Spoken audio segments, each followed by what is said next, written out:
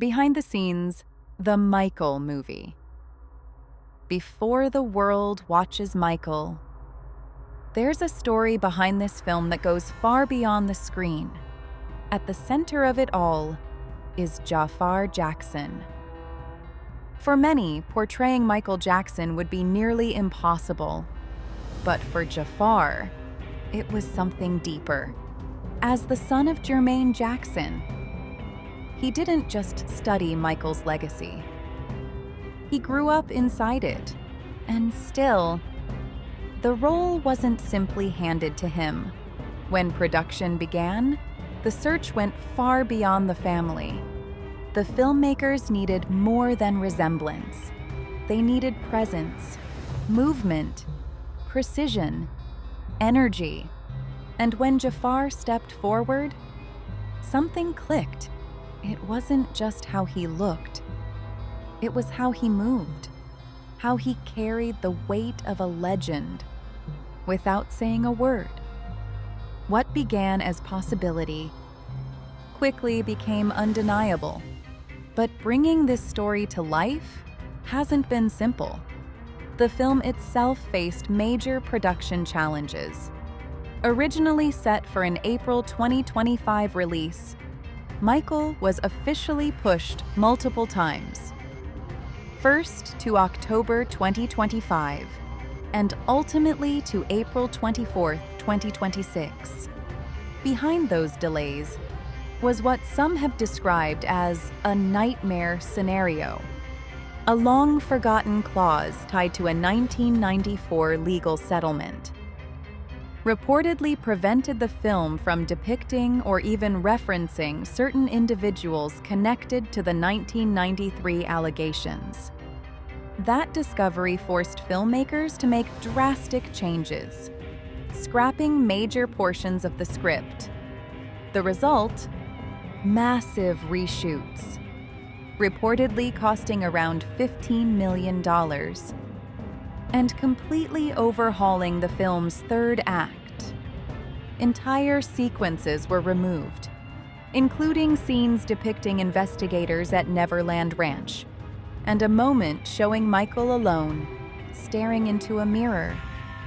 As police lights flashed outside, powerful scenes left on the cutting room floor. And with those changes came a bigger question. Is this the full story, or a carefully controlled version of it?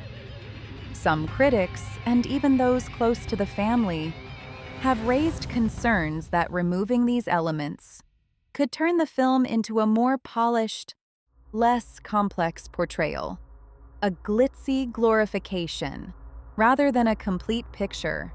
And that tension doesn't stop with the film itself.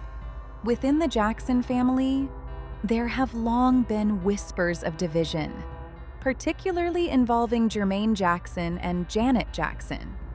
Different perspectives, different ideas of protection, and different views on how Michael's story should be told. Reports indicate Janet declined involvement in the film and does not appear as a character, following a private screening. There have been suggestions she was critical of its portrayal, and when the film premiered in April 2026, some absences raised even more questions.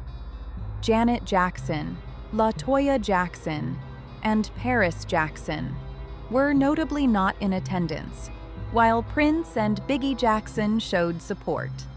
But perhaps the strongest reaction has come from Pires. She has publicly distanced herself from the project, reportedly calling it sugar-coated, dishonest, and even containing full-blown lies. She has also been involved in legal disputes, with estate executors questioning their handling of funds and their ability to manage a project of this scale.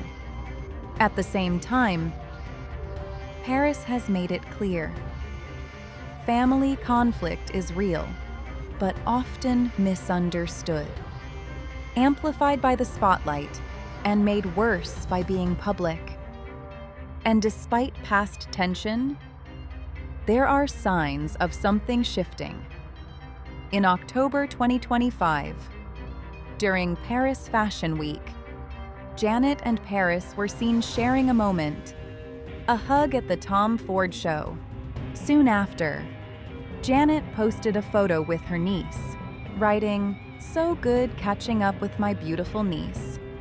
A quiet moment, suggesting reconciliation, and perhaps something more, because recent reports suggest they may not be divided, but aligning, working in their own ways to protect Michael's legacy. Because this isn't just a movie, it's a legacy. And when a legacy this powerful is brought to the screen, not everyone sees the story the same way. So the question remains, will this film bring the truth closer, or simply tell the version the world is ready to see? Like, comment, and subscribe to After Dark Legends.